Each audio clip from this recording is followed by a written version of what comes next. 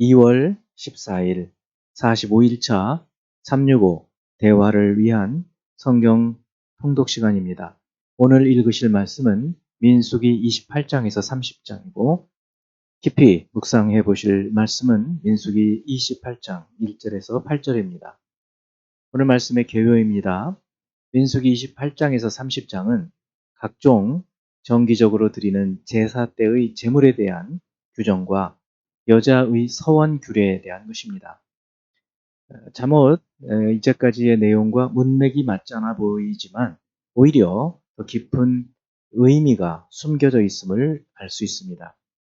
2차 인구조사 후에 이스라엘의 신앙과 삶의 기준인 율법의 일부 조항을 의도적으로 이 부분에서 제시하므로 이스라엘 군대는 세속의 군대가 아니라 하나님의 군대라는 사실을 보여주기 때문입니다.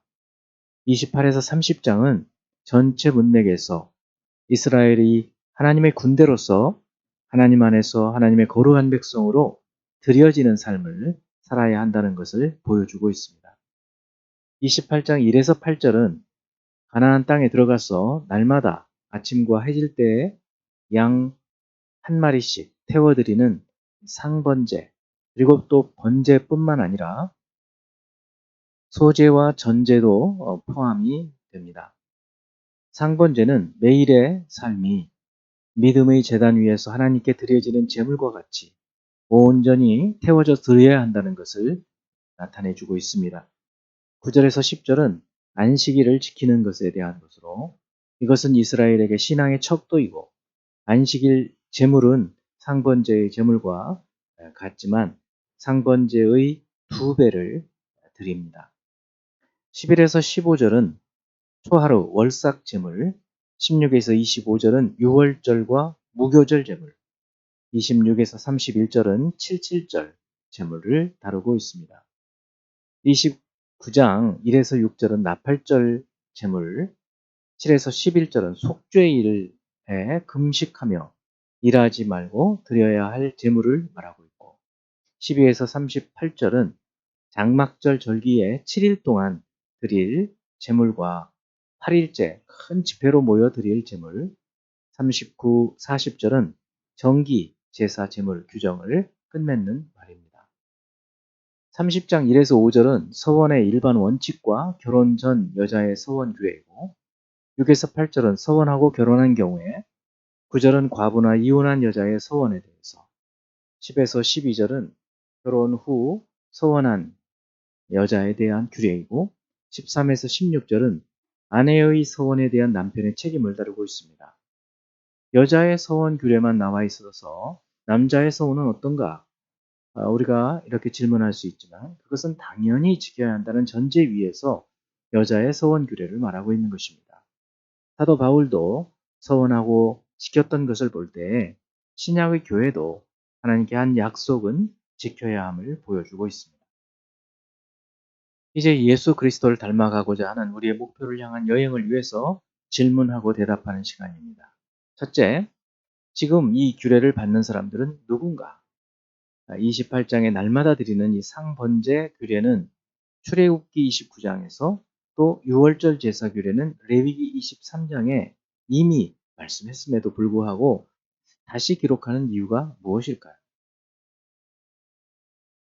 그것은 출애굽 1세대들이 거의 다 죽고 새로운 세대들이 이제 장성하여 가나안 땅에 들어가기가 얼마 남지 않았기 때문에 이스라엘의 삶에서 가장 우선적인 이 제사를 다시 한번 반복해서 말씀을 드리는 것입니다. 제사는 이스라엘 백성들의 삶에 가장 우선적이고 항상 지속되어야 한다는 것을 보여주고 있습니다.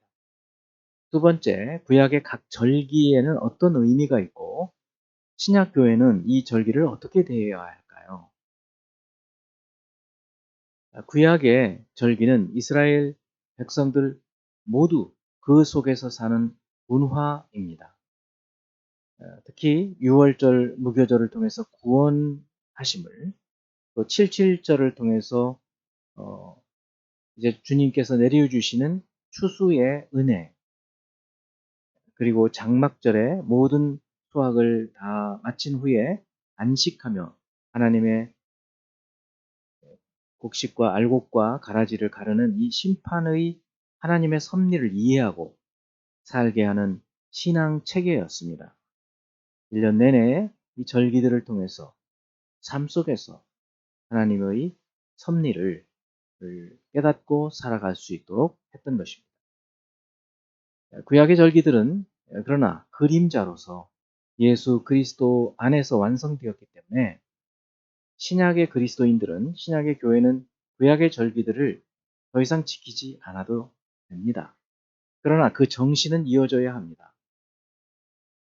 공적 예배와 개인적인 말씀 묵상과 같은, 기도하는 시간과 같은 것을 절기와 같이 하나님과 나 사이에 거룩한 만남을 위한 시간으로 정해놓고, 또 공동체의 만남으로 정해놓고 지켜야 할 것입니다. 세 번째, 29장의 나팔절과 속죄일 그리고 장막절은 오늘날 어떤 의미를 가질까요? 7월 1일 나팔절이죠.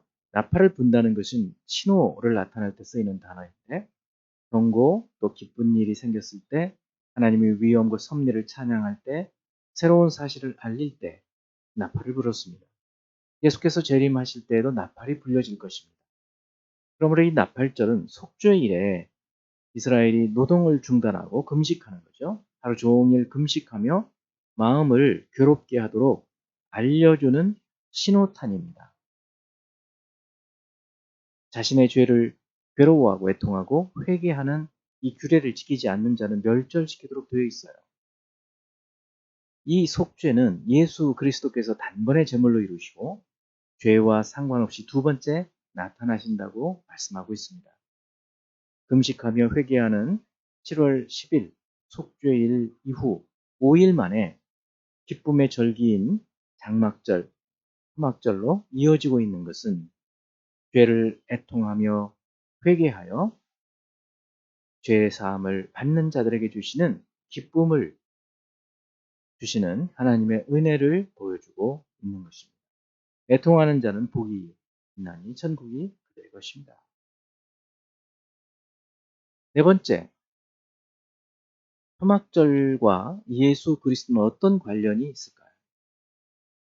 초막절은 7월 15일에 시작해서 7일간 드리던 가장 큰 이스라엘의 기쁨의 절기였습니다. 이 기간에는 모든 이스라엘 백성들이 집을 떠나 초막을 짓고 생활해야 했습니다. 현재에도 지키고 있죠.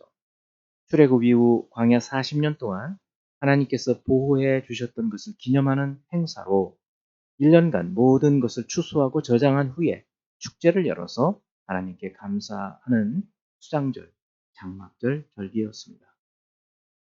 이 초막절의 8일째 되는 날은 성회를 열었는데 7월 한 달 동안 나팔절, 대속죄일, 초막절 등의 모든 축제를 마치는 날이었기 때문에 절기의 다른 날보다 특별한 의미를 가졌습니다.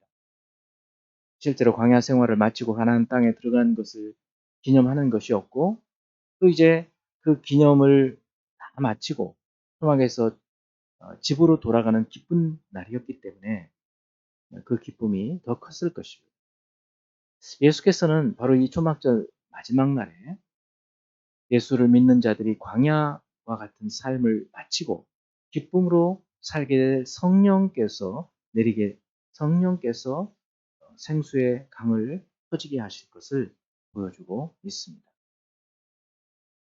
다섯 번째, 30장의 서원에 대한 규례를 보고 오늘날 하나님 앞에서 우리가 약속한 것은 어떻게 해야 한다고 생각합니까? 하나님께 약속한 것은 구약이든 신약이든 반드시 지켜야 합니다. 전도서에도 말한 것처럼 지키지 못할 약속은 하지를 말아야 합니다. 우리가 하나님 앞에서 약속한 것을 신실하게 지키는 우리 되기 바랍니다. 이제 오늘 한 구절의 말씀을 묵상하며 교훈으로 삼고 기도하는 시간을 갖습니다. 히브리서 13장 8절 말씀, 예수 그리스도는 어제나 오늘이라 영원토록 동일하시니라. 성삼위 하나님께서는 어제나 오늘이나 영원토록 동일하십니다. 동일하신 하나님의 그 정신을 따라서 우리도 하나님께 동일한 마음으로 신실하게 약속한 것은 지키고, 그렇게 할 때 하나님께서, 신실하신 하나님께서 우리에게 약속하신 것을 지키시고 또 은혜를 베푸시고 복을 내려 주실 줄을 믿습니다. 기도하겠습니다. 영화로우신 하나님 아버지, 이스라엘의 백성들에게 절기들을 주시고 축제를 통해서 하나님의 구원과 은혜 베푸심과 또한 모든 그 사랑 베푸심과